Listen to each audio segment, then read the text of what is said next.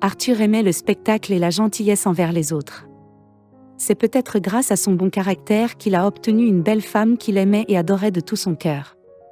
Un jour, Arthur est rentré plus tôt chez lui pour faire une surprise à sa femme, mais ce qu'il a vu l'a choqué au plus haut point. Arthur était un excellent élève qui aidait souvent ses camarades dans leurs études. Il consacrait également une grande partie de son temps libre à aider les autres, que ce soit à la maison de retraite, au refuge pour animaux ou à l'orphelinat. Bien qu'il s'agisse d'un acte bon et louable, cela prenait tout le temps d'Arthur, qui n'avait presque plus de temps pour lui. Inquiète, sa grand-mère l'appelle un jour dans sa chambre et lui rappelle que s'il est important d'être compatissant, il faut aussi vivre un peu.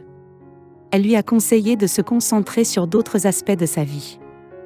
Arthur a réfléchi aux conseils de sa grand-mère et s'est rendu compte qu'elle avait raison. À 18 ans, il n'avait jamais participé à une fête ni même eu de petit ami, contrairement à ses amis qui avaient déjà rayé ces choses de leur liste de choses à faire à 13 et 15 ans. Bien qu'Arthur aime réussir à l'école et faire du bénévolat, il sait qu'il est temps pour lui de commencer à s'amuser. Heureusement, l'occasion s'est présentée lorsqu'un ami l'a invité à une fête. Il y a vu l'occasion parfaite de rompre avec sa vie routinière et de s'amuser. Il s'agissait d'une fête organisée par Lucas, l'ami d'Arthur. Les parents de Lucas étaient riches et influents. Par conséquent, il était l'un des garçons les plus populaires de l'école et il y avait toujours des gens qui essayaient de se mettre de son côté. Cependant, il aimait vraiment Arthur et l'a choisi comme ami proche parce qu'Arthur était un homme honnête et désintéressé. Des qualités rares de nos jours. Lucas avait essayé d'amener Arthur à se détendre et à s'amuser, mais il s'était heurté à des refus polis. Aussi, lorsqu'Arthur l'a appelé pour lui demander s'il organisait une fête, ce fut une belle surprise. Lucas a immédiatement dit à Arthur qu'il pouvait venir chez lui et a plaisanté en disant qu'il était un invité spécial. Quand Arthur est arrivé chez Lucas ce vendredi soir, la fête battait déjà son plein. La musique emplissait l'air et les gens dansaient par groupes de 2 ou 3 en faisant ce qui leur plaisait, en plaisantant, en criant, en prenant de l'alcool. Tout le monde semble s'amuser.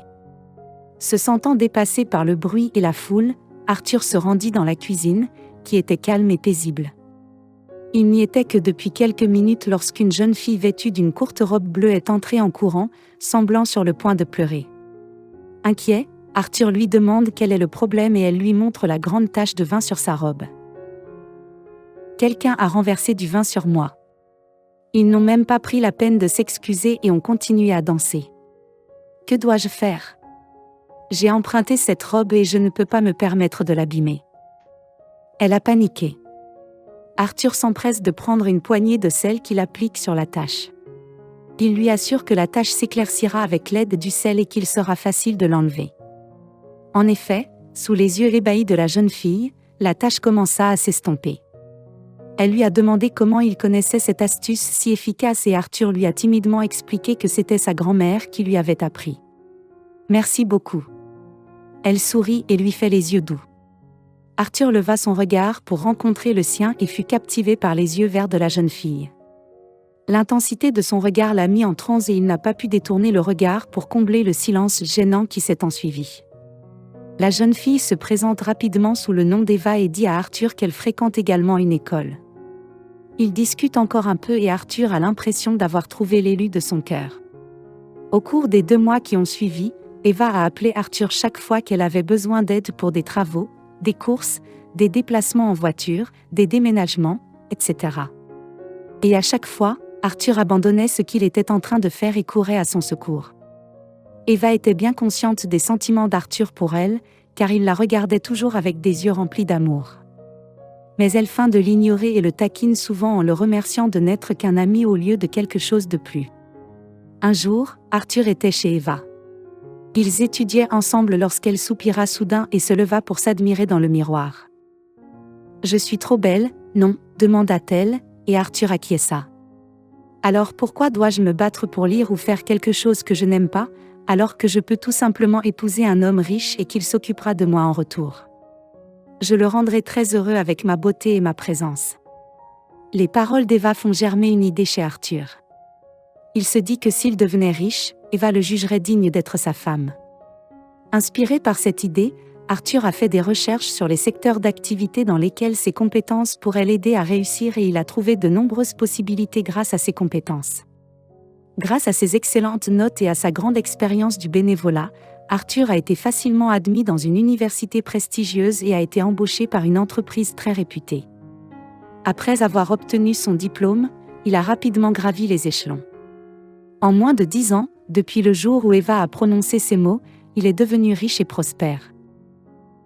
Convaincu qu'il est devenu le genre d'homme qu'Eva désire, Arthur organise un dîner romantique dans un restaurant de la ville. Arthur organise un dîner romantique dans un hôtel de luxe et lui demande de sortir avec lui. À sa grande joie, elle accepte d'être sa femme. Arthur la couvre de cadeaux coûteux pendant qu'ils sortent ensemble. Quelques mois plus tard, il la demande en mariage et elle dit oui. Ils se marient peu de temps après. Arthur continue à travailler dur 7 jours sur 7 pour offrir à Eva la vie qu'elle souhaite. Mais au fil des mois, elle devient de plus en plus insatisfaite et lassée de ses cadeaux routiniers. Elle était souvent maussade et ingrate, quoi qu'il fasse ou lui apporte, et il avait du mal à lui arracher un sourire ou à lui donner l'impression qu'elle était satisfaite de quoi que ce soit. Peu après, Arthur suggéra à Eva de chercher un passe-temps ou une activité qui lui plaise. Cela pourrait peut-être l'enthousiasmer et lui donner un but. Mais au lieu d'y réfléchir, elle s'enflamme. « Ne me dites pas comment vivre ma vie. Je vais m'en occuper moi-même », rétorqua-t-elle avec colère. Arthur est décontenancé par cet accès de colère. Il ne l'avait jamais vue agir de la sorte et avait envie d'en parler avec elle, peut-être même de l'inviter à un rendez-vous pour se faire pardonner. Malheureusement, il devait partir tout de suite pour un important voyage d'affaires qui le tiendrait éloigné pendant plusieurs jours. « Je te verrai à mon retour. Envoie-moi tout ce que tu veux par SMS et je te l'enverrai. »« Je t'aime, » dit-il, et il essaya de l'embrasser, mais elle le détourna. Le cœur d'Arthur était lourd alors qu'il ramassait ses bagages et se dirigeait vers la porte. Il s'arrêta pour lui envoyer des baisers, même si elle ne regardait pas dans sa direction. Il lui dit un dernier au revoir et s'en va. Pendant son absence, Arthur a essayé de joindre Eva à plusieurs reprises, mais elle n'a jamais décroché le téléphone et ne l'a pas rappelé. Ses messages sont restés sans réponse et son anxiété s'est accrue de jour en jour, l'empêchant de se concentrer sur son travail. Lucas, qui effectuait le même voyage d'affaires qu'Arthur, s'en est rendu compte. Lucas et Arthur travaillaient ensemble dans la même entreprise. Ils ont mené à bien de nombreux projets ensemble, ce qui a renforcé leur amitié. En fait, ami Lucas, sa femme et Eva étaient également amies. Elles allaient souvent faire du shopping ensemble. Arthur a expliqué à Lucas que sa femme ne répondait plus à ses appels, et Lucas lui a demandé de ne pas s'inquiéter et qu'Eva avait certainement une bonne raison de le faire. Lucas a ensuite contacté sa femme qui lui a assuré qu'Eva allait très bien et qu'elle s'amusait comme une folle. Elle lui a dit qu'ils étaient même allés faire du shopping ensemble et qu'Eva avait acheté de la lingerie qu'elle avait l'intention de porter. Lorsque Lucas est rentré de son voyage, Lucas a raconté tout cela à Arthur. Lucas raconta tout cela à Arthur et le jeune homme fut rassuré et convaincu qu'Eva l'ignorait seulement parce qu'elle voulait que la surprise en vaille la peine. Il redevint heureux et canalisa toute son énergie dans son travail. Il termina ce projet plus tôt que prévu et décida de rentrer plus tôt chez lui afin de pouvoir faire une surprise à sa bien-aimée Eva. De retour chez lui, Arthur composa le code de la porte et entra discrètement. Il entendit le rire d'Eva provenant de la chambre et cela le remplit de joie. Cela faisait longtemps qu'il ne l'avait pas entendu rire. Il se dirigea tranquillement vers leur chambre à coucher, d'où émanait le son de sa voix.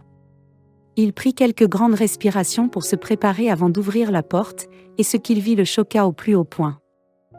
Allongé sur le lit conjugal, un étrange homme non vêtu. Et à côté de lui se trouvait Eva, vêtue d'une lingerie rouge sexy. Arthur, choqué et angoissé, hurle. Eva, choquée par son entrée soudaine, se figea. Elle resta figée sur place, incapable de bouger d'un pouce, tandis qu'Arthur la regardait avec stupeur.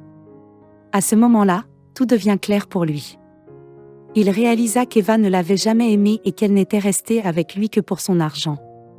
Arthur aimait Eva à en mourir, mais la tromper était un obstacle. Il savait qu'il ne pourrait plus jamais la regarder de la même façon. Ce jour-là, Arthur a jeté Eva hors de la maison et de sa vie.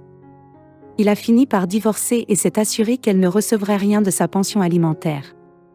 Malheureusement pour Eva, son amant s'est avéré être le chauffeur d'un homme riche. Il avait séduit Eva avec les cartes de son patron et elle était tombée dans le panneau.